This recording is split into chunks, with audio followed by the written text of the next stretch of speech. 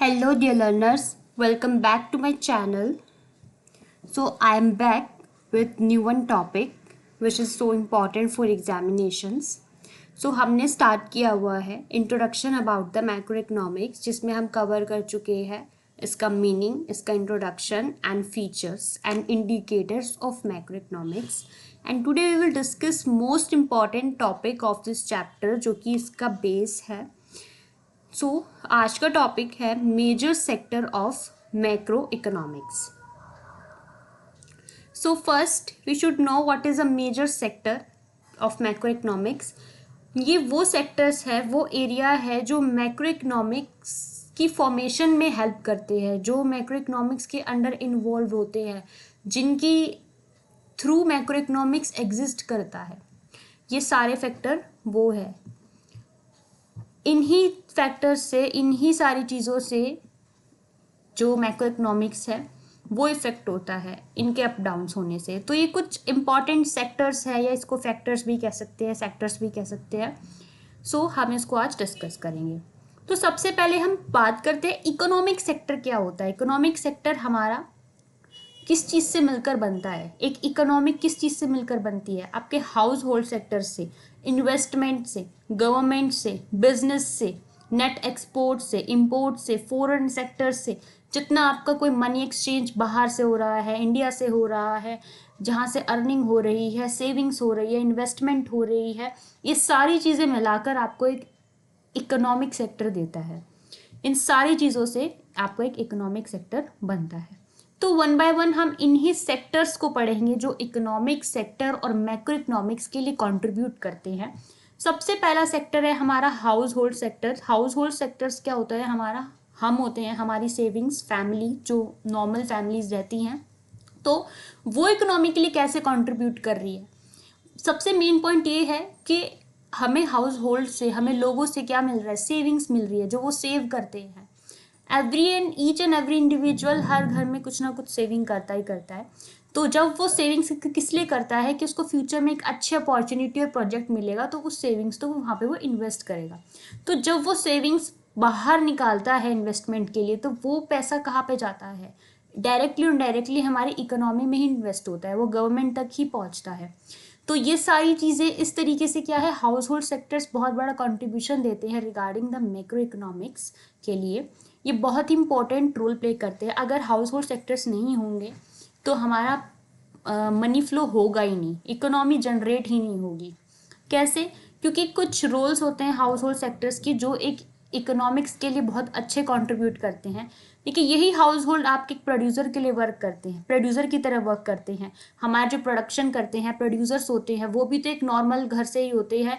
वो अगर प्रोडक्शन करना बंद कर देंगे तो डिमांड खत्म हो जाएगी. कि डिमांड खत्म हो जाएगी तो फिर इकोनॉमी ऑटोमेटिकली बिल्कुल डाउन चली जाएगी.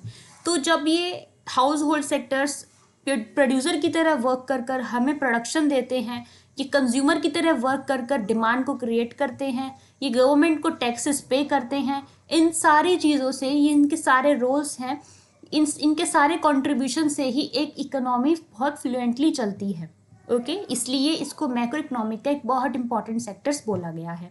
यही जो आपके हाउस होल्ड सेक्टर्स होते हैं, इन्हीं में जो लोग होते हैं वो प्रोफेशनल्स की तरह काम करते हैं as a doctor, lawyers and engineers, जो कि कंट्री के लिए बहुत ही अच्छा कंट्रीब्यूशन होता है. कुछ ना कुछ अच्छी इन्वेस्टमेंट करते हैं, अच्छी सर्विसेज देते हैं, जिससे कि इकोनॉमी और राइज हो जाती है. इस तरीके से भी जो ये हाउस होल्ड सेक्टर्स हैं वो मैक्रो इकोनॉमिक्स में बहुत अच्छा इफेक्ट करते हैं.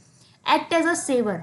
अगर सेविंग्स नहीं करेंगे तो वो इन्वेस्ट नहीं करेंगे, इन्वेस्ट नहीं करेंगे तो मार्केट तक पैसा पहुंचेगा नहीं, और मार्केट में अगर पैसा नहीं आया तो बैंक, सारे फाइनेंशियल इंस्टीट्यूशंस में बहुत ही मतलब इंटरप्शंस आ जाती है मनी फ्लो में. मनी फ्लो एक बहुत फ्लुएंटली तब चलता है जब जो कंज्यूमर्स हैं वो अपनी जेब से पैसा निकालते हैं. जब वो अपनी जेब से पैसा निकालते हैं तभी मनी फ्लो होता है पूरी इकोनॉमी में.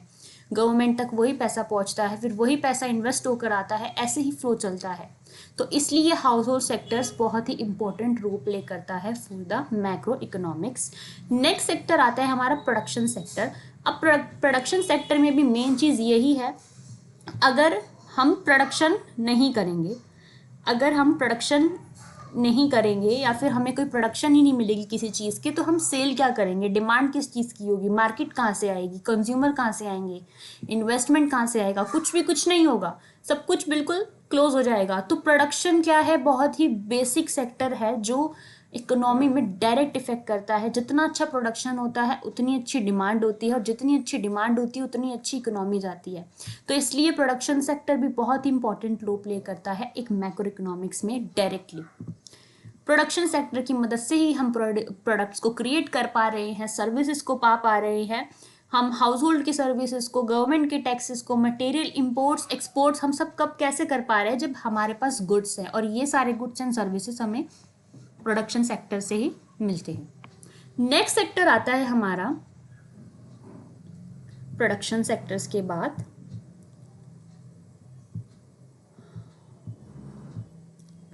Government sector. गवर्नमेंट सेक्टर भी एक इम्पॉर्टेंट रोल प्ले करता है। ऑब्वियसली अगर गवर्नमेंट को अगर हम हटा दें अपनी पूरी कंट्री से, तो हम चीज़ों को मैनेज नहीं कर पाएंगे, प्रॉपर एक्सपेंडिचर नहीं बैलेंस कर पाएंगे, हम कुछ भी इन्वेस्टमेंट नहीं कर पाएंगे अपने एंड से, हम कुछ कमिटी के लिए या सोसाइटी के लिए, किसी के लिए भी कुछ नहीं कर पाएंगे। तो गवर्नमेंट सेक्टर भी एक बहुत इंपॉर्टेंट रोल प्ले करता है। उनका मेन ऑब्जेक्टिव यही रहता है कि कंट्री की इकोनॉमी को बहुत ही पॉजिटिवली ग्रोथ करना। तो उसके लिए गवर्नमेंट भी बहुत अच्छे पॉलिसीज़ निकालती है, बहुत अच्छी इन्वेस्टमेंट्स करती है वेलफेयर के लिए, बहुत लॉ बनाती है, ऑर्डर बनाती है, डिफेंसेस बनाती है, वेलफेयर सर्विसेज देती है, ताकि हमारी कंट्री की इकोनॉमी बहुत अच्छी हो। इस अकॉर्डिंग गवर्नमेंट सेक्टर भी बहुत इंपॉर्टेंट रोल प्ले करता है मैक्रो इकोनॉमिक्स में। लास्ट होता है आपका एक्सटर्नल सेक्टर्स। एक्सटर्नल सेक्टर्स वो सेक्टर्स आ जाते हैं जो हमारी कंट्री की बाउंड्री से बाहर वाले हैं। जैसे आपका फॉरेन एक्सचेंज हो गया, फॉरेन कंट्री हो गई, आपने फॉरेन कंट्री में इन्वेस्टमेंट किया, वहाँ से आपको फॉरेन करेंसी मिली, आपको पोर्टफोलियो इन्वेस्टमेंट कर रहे हैं, हम फॉरेन इन्वेस्टमेंट कर रहे हैं। ये सारी चीज़ें जब हमारी कंट्री में बाहर का पैसा आता है तो उससे भी बहुत ही तेज़ी से इकोनॉमी ऊपर जाती है। तो ये सारी चीज़ें भी क्या है, इकोनॉमी पर डायरेक्ट इफेक्ट डालती है। That's why it is also a factor और सेक्टर ऑफ मैक्रो इकोनॉमिक्स। सो ये कुछ इंपॉर्टेंट सेक्टर्स थे। फर्स्ट वन था हमारा हाउस होल्ड सेक्टर, सेकेंड था हमारा प्रोडक्शन सेक्टर, थर्ड था हमारा गवर्नमेंट सेक्टर, एंड लास्ट था हमारा प्रोडक्शन सेक्टर। तो ये सारे सेक्टर ही बहुत ही इंपॉर्टेंट रोल प्ले करते हैं मैक्रो इकोनॉमिक्स के डिटर्मिनेशंस के लिए, मैक्रो इकोनॉमिक्स के फॉर्मेशंस के लिए। तो इन सब का होना ही बहुत ही ज़रूरी है। तो ये था हमारा आज का important topic regarding the sectors of macro economics. इसका क्वेश्चन डायरेक्टली आता है, डायरेक्टली चारों सेक्टर्स पूछे जाते हैं विद इन एग्जाम्पल। तो ये पूरा क्वेश्चन कवर हो जाता है जितना मैंने आपको कंटेंट प्रोवाइड कराया है उसके अकॉर्डिंग ही। अगर इस तरीके से एक्सप्लेनेशन करेंगे तो ये पूरा आंसर बहुत अच्छी तरीके से प्रेजेंट हो जाएगा एग्जाम में। सो नेक्स्ट क्लास में हम एक नया टॉपिक करेंगे फॉर एग्जाम्स। ये चैप्टर यहाँ पर ख़त्म नहीं होता है, यहाँ पे कुछ इंपॉर्टेंट टॉपिक और है जो हम नेक्स्ट क्लास में डिस्कस करेंगे। सो वीडियो अच्छी लगी इसको लाइक करना, शेयर करना एंड चैनल को सब्सक्राइब करना। एंड आने वाली वीडियो के लिए stay tune with me. We will meet in a next video with a new topic. अभी के लिए keep learning, keep practising. Bye bye.